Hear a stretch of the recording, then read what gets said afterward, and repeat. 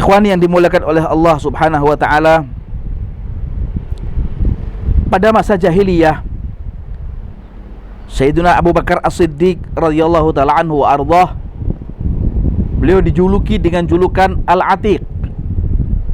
Julukan beliau adalah Atiq, yang artinya adalah orang yang dimerdekakan atau orang yang dibebaskan. Atiq memiliki makna beragam. Ada makna Atiq adalah dibebaskan dari perbudakan atau dibebaskan daripada jeratan-jeratan kezaliman. Ada makna Atiq yang maknanya adalah berwajah ganteng, berwajah rupawan. Karena memang Sayyidina Abu Bakar As-Siddiq profilnya adalah seorang sahabat Rasul yang wajahnya gagah, wajahnya sangat rupawan, sehingga para ulama Ahlus Sunnah wal Jamaah mensepakati bahwa nama beliau sebelum masuk ke dalam agama Islam di masa jahiliyah maksudnya adalah bernama Atiq. Disebutkan oleh Al-Imam At-Tabari di dalam karangan beliau, menyebutkan dari jalur Abu Luhai'ah, menyebutkan bahwa anak-anak daripada Abu Quhafah, yakni ayah daripada Sayyidina Abu Bakar As-Siddiq radhiyallahu anhu ini, ada 3 orang putra. Masing-masing putra bernama hampir sama dengan satu dengan yang lain. Putra pertama yakni Abu Bakar As-Siddiq. Di masa jahiliyah beliau bernama Atiq. Adapun putra yang kedua bernama Mu'taq. Dan putra yang ketiga bernama Utaiq. Itulah putra-putra daripada Abu Quhafah, ayah daripada Sayyidina Abu Bakar As-Siddiq. Mus'ab ibn Zubair, beliau pernah meriwayatkan segenap ummah Nabi Muhammad sallallahu alaihi wa ala alihi wa sahbihi wasallam ijma', mereka bersepakat tentang gelar apa yang telah diberikan oleh Rasulullah sallallahu alaihi wasallam kepada sahabat sejatinya Sayyidina Abu Bakar As-Siddiq dengan gelar As-Siddiq, karena memang beliau Sayyidina Abu Bakar As-Siddiq adalah satu-satunya sahabat Rasulullah yang saat itu ketika Rasulullah didustakan, Rasulullah dijauhi, Rasulullah dimusuhi, Rasulullah dizalimi, Rasulullah disiksa, namun hanya seorang saja yang bernama Sayyidina Abu Bakar As-Siddiq yang hanya membenarkan Rasulullah, yang hanya dekat kepada Rasulullah, yang hanya melindungi Rasulullah sallallahu alaihi wa ala alihi wa sahbihi wasallam. Karena itulah kemudian Rasulullah menamai beliau dengan sebutan As-Siddiq, yang maknanya adalah beliau adalah orang yang membenarkan apa yang telah diberitakan dan yang dibawa oleh Rasulullah sallallahu alaihi wa ala alihi wa sahbihi wasallam. Ikhwan yang dimuliakan oleh Allah Subhanahu wa taala, lihatlah bagaimana kelahiran dan pertumbuhan Sayyidina Abu Bakar As-Siddiq. Setelah kita mengenal bagaimana biografi beliau dan nama beliau, kita tahu sekarang bagaimana sifat pertumbuhan dan kapan beliau lahir. Beliau dilahirkan 2 tahun setelah kelahiran Rasulullah. Jadi umurnya Nabi Muhammad SAW lebih tua 2 tahun daripada Sayyidina Abu Bakar As-Siddiq. Beliau tumbuh di kota Makkah. Sayyidina Abu Bakar As-Siddiq tumbuh di kota Makkah. Beliau tidak pernah meninggalkan kota tempat tinggalnya, tidak pernah meninggalkan kota Makkah kecuali untuk tujuan-tujuan tertentu, seperti tujuan untuk berperang melawan orang-orang musyrik karena Allah, atau tujuan untuk berdagang, atau tujuan untuk hijrah ke Madinah Al-Munawwarah bersama dengan Rasulullah sallallahu alaihi wasallam. Dikenal di zaman beliau masih di masa pra-Islam, sebelum Islam, beliau dikenal sebagai penghulu suku Quraisy, pemimpin dari orang-orang Quraisy, pemimpin dari orang-orang yang sangat terkenal di masa itu di kota Makkah. Dan bahkan tidak sedikit dari orang-orang Quraisy yang apabila mereka mendapatkan permasalahan hidup, permasalahan ekonomi, politik, rumah tangga, keluarga, anak dan lain sebagainya, mereka tidak jarang mendatangi Sayyidina Abu Bakar As-Siddiq untuk meminta pertimbangan dan musyawarah.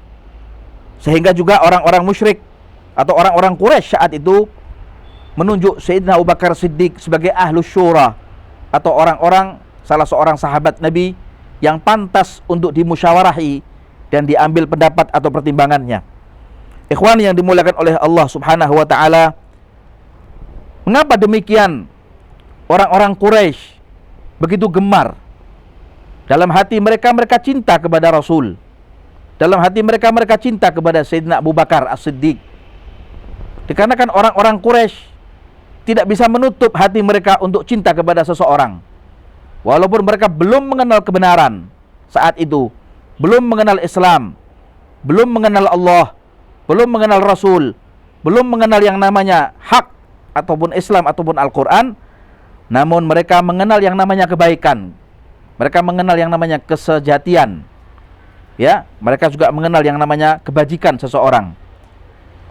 Mereka menjuluki Sayyidina Abu Bakar As-Siddiq dengan sebutan Ahlus Syura atau Atik tadi, dikarenakan di zaman jahiliyah Sayyidina Abu Bakar As-Siddiq adalah salah seorang bangsa Arab dari suku Quraisy yang meninggalkan minum khamr, tidak pernah mabuk, tidak pernah yang namanya minum arak.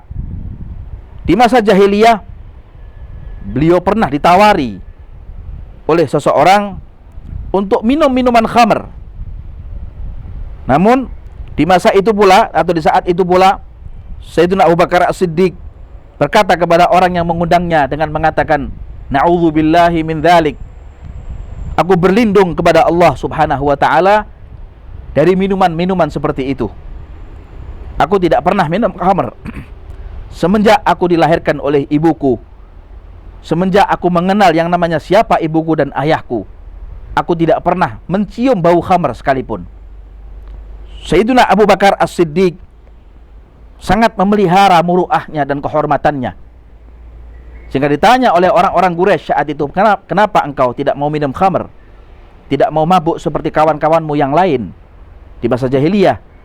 Beliau mengatakan, aku tetap menjaga kehormatanku sebagai anaknya Abi Quhafah. Ikhwan yang dimuliakan oleh Allah Subhanahu wa taala, sebagaimana yang terlihat di dalam kitab Tarikhul Khulafa, ya, halaman 32, karakter, fisik serta sifat Sayyidina Abu Bakar As-Siddiq adalah orang yang sangat rupawan, orang yang sangat sejati, orang yang sangat mulia, dan berpegang teguh untuk selalu menegakkan kehormatan Islam, menegakkan yang namanya kehormatan iman, cintanya kepada Allah, cintanya kepada Rasulullah sallallahu alaihi wa ala alihi wa sahbihi wasallam sangat luar biasa. Kita lihat bagaimana perjuangan Sayyidina Abu Bakar As-Siddiq. Lebih lanjut, kita bagaimana mengetahui profil Sayyidina Abu Bakar As-Siddiq agar terbayang di benak kita dan di wajah kita profil bentuk bagaimana beliau Sayyidina Abu Bakar As-Siddiq ini ketika beliau hidup di dunia. Disebutkan oleh para ulama, Sayyidina Abu Bakar As-Siddiq adalah orang yang bertubuh kurus. Tubuhnya tidak gemuk, kurus, berkulit putih, mengenakan imamah yang sangat kecil sekali. Jambangnya juga tidak terlalu lebat, bahkan sangat tipis. Sebagaimana yang diterangkan oleh Sayyidah Aisyah radhiyallahu taala anha, menerangkan tentang karakter ayahnya Sayyidina Abu Bakar As-Siddiq. Beliau mengatakan, Sayyidah Aisyah, ayahku ini berkulit putih,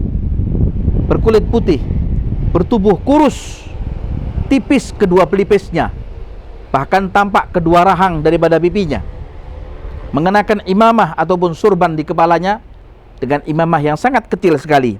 Ikat pinggangnya pun juga kecil karena beliau bertubuh kurus, sehingga kainnya pun selalu turun. Kalau beliau mengenakan sarung, maka sarung itu kemudian beliau lipat, ya, di perutnya atau di punggungnya, maka sarung itu pun akan turun ke bawah karena saking kurusnya tubuh daripada Sayyidina Abu Bakar As-Siddiq ini. Wajahnya selalu berkeringat, tubuh kurus, namun wajahnya selalu berkeringat, hitam warna daripada kelopak matanya, ya, berkening lebar, tidak bersajak dan tidak pernah mewarnai jenggotnya dengan warna hitam, selalu mewarnai jenggotnya dengan warna coklat atau warna merah. Sayyiduna Abu Bakar As-Siddiq tidak pernah berkata dengan perkataan yang sia-sia. Semua perkataan yang dia lakukan atau yang terlontar pada lisannya adalah perkataan yang mengandung mutiara nasihat. Dalam riwayat yang lain, sebagaimana disebutkan di dalam kitab Al-Manhajus Sawi, Al-Habib Zain bin Ibrahim bin Sumaid, beliau menukilkan Sayyiduna Abu Bakar As-Siddiq ini apabila beliau berkata satu perkataan, setelah berkata atau memberikan nasihat, maka beliau mengambil seonggoh daripada batu dan kemudian batu itu dimasukkan ke dalam mulutnya. Maka ketika ditanya oleh orang yang melihatnya, mengapa engkau memasukkan batu itu ke dalam mulutmu, wahai Abu Bakar? Beliau mengatakan, hadzal ladzi awradanil mawarid. Inilah lisanku, lidahku, yang bisa menjerumuskan aku ke dalam api nerakanya Allah Subhanahu wa ta'ala. Kalau aku tidak bisa menjaga lisanku, maka aku akan didorong oleh lisanku sendiri dan kejahatanku masuk ke dalam liang yang namanya api neraka Allah Subhanahu wa ta'ala. Ikhwan yang dimuliakan oleh Allah ta'ala, inilah mereka orang-orang yang dekat kepada Allah, orang-orang yang dekat kepada Rasulullah sallallahu alaihi wasallam. Di dalam profil mereka, mereka selalu membawa akhlak Nabi Muhammad sallallahu alaihi wasallam di dalam ibadah dan muamalah mereka.